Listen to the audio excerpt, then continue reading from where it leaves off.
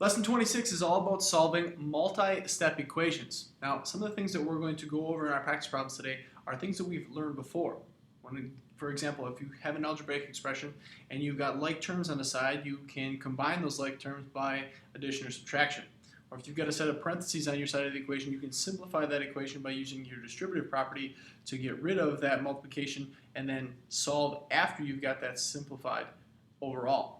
The last thing that you can do as you're solving algebraic expressions is make sure that you know how to use an inverse operation, which means do the opposite of the operation that it's using, and then use your equality properties so that whatever you do to one side, you do to the other. Now let's jump into solving those in that sequence. You can see here written out, I've got the hint that you're going to be using to help you solve that portion of the practice problem. So for letter A, we're going to combine like terms because you can see here in 3x plus 2 minus x plus 7 that you've got a 2 and a 7 on the same side of the equation. You can simply combine those terms to start your simplification in what is a multi-step problem. Here you would add 2 and 7 and get 9, so I could rewrite this as 2 plus 7 is 9, and I have 3x minus x, so 3 minus 1 is 2. If I rewrote that, it'd be 2x plus 9 equals 16. Now I have a two-step equation, which I use inverse operations. It says plus 9, I subtract and do the opposite. 16 minus 9 is going to give me 7. I've got 2x equals 7, divide by 2, divide by 2. And x equals 7 divided by 2, which is also equal to 3 and 1/2, or 3.5. In letter B, it's asking us to use the distributive property because when my expression is written out, there's a set of parentheses in here that is showing me that what is on the outside is multiplied by what is on the inside. So in this case, to solve this multi-step equation, I have to first use the distributive property to set up the equation, then I can use my inverse operations and my properties of equality. Here you multiply the 6 by the x, and the 6 times the 1. 6 times x is 6x. 6 times 1 is 6. Keep the same sign, so that's going to remain negative, equals 36. Now it's a two-step equation, inverse operation. It says minus 6. The opposite of minus 6 is plus 6. What I do to one side, I do to the other side. Now I can rewrite. 36 plus 6 is going to give me a total of 42, and I still have 6 left on this side. 6x equals 42. Divide by 6, divide by 6.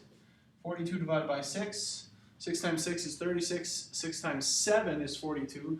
So x equals 7. For letter C, the hint that I'm going to give you is to simplify first, then solve. In this case, you might have to use your distributive property and combining like terms to simplify the entire expression before you can go about solving with inverse operations and our properties of equality. Here you can see again that parenthesis is the dead giveaway to say, hey, I need to multiply first.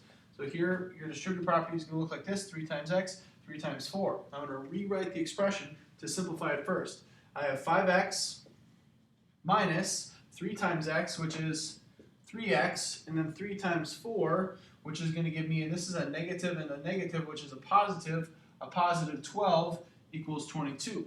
Now still, I can simplify on this side by combining like terms, because I have a 5x and a 3x. If I subtract those two, 5x minus 3x is 2x plus 12 equals 22.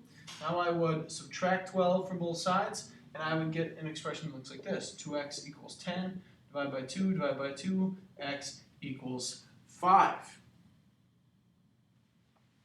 Both of those are solved, worked all the way out. So from an initial multi-step equation, I broke it down to be simply a two-step equation, which I know to use my opposite operations and then my properties of equality. What I do to one side, I do to the other. You'll see that pattern repeat itself throughout solving these higher order or more difficult types of problems. Letter D is a word problem where we're going to put together what we've learned and apply it. One is building a triangle shelf. He wants one angle on the right to be a right angle, and the other two angles have to measure the same measurement. What are the measures of those angles? Now, to think of this in terms of a multi-step problem, we want to simplify what we know and what we don't know. We know what a triangle looks like, and with that one being a right angle, we know that that's a 90-degree measurement. We also know that the three angles that are added up together to make a triangle have to equal 180 degrees. So if I think about it in terms of all of those steps being put together, I would say 90 plus something equals 180. If I don't know what those are, I can always represent those with a variable.